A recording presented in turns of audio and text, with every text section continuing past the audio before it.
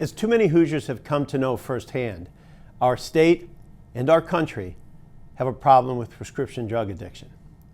Nearly 2 million Americans abused prescription painkillers in 2013, and every day, 44 people in the United States die from prescription painkiller overdose.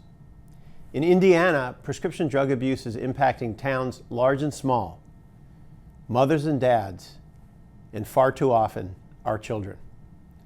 The problem of prescription drug abuse has even resulted in an outbreak of HIV, serving as a painful reminder of the health and economic consequences to individuals, families, and communities.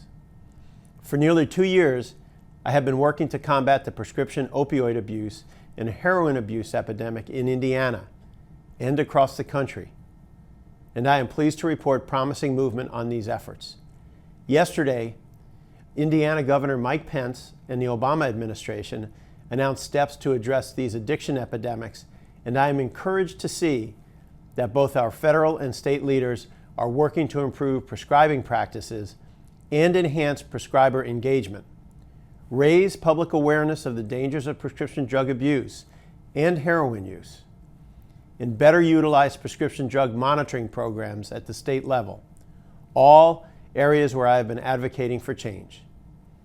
Earlier this year, I reintroduced my bipartisan bill to combat heroin use and prescription drug abuse with my colleague, Senator Kelly Ayotte from New Hampshire. Recently, I also provided recommendations in a letter to the governor's drug task force on short and long-term responses to Indiana's addiction problems. I strongly believe that any strategy to address addiction in our state will require identifying necessary policy changes and also a commitment to acting on and funding those changes moving forward. I'm pleased that state agencies have been asked to implement some of the recommendations that I included in my letter to the task force, such as increasing focus on INSPECT, Indiana's prescription drug monitoring program, and enhancing prescribing practices and prescriber engagement.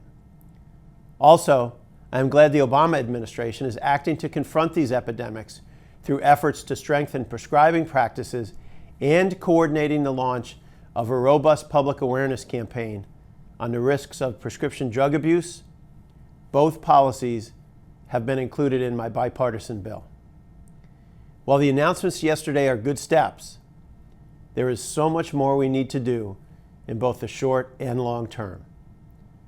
Combating the addiction epidemic in our state will take all of us working together, and I will continue to reach out to and partner with officials and stakeholders and my colleagues on both sides of the aisle to ensure we are doing all that we can to keep our communities safe and to treat those who are suffering from addiction.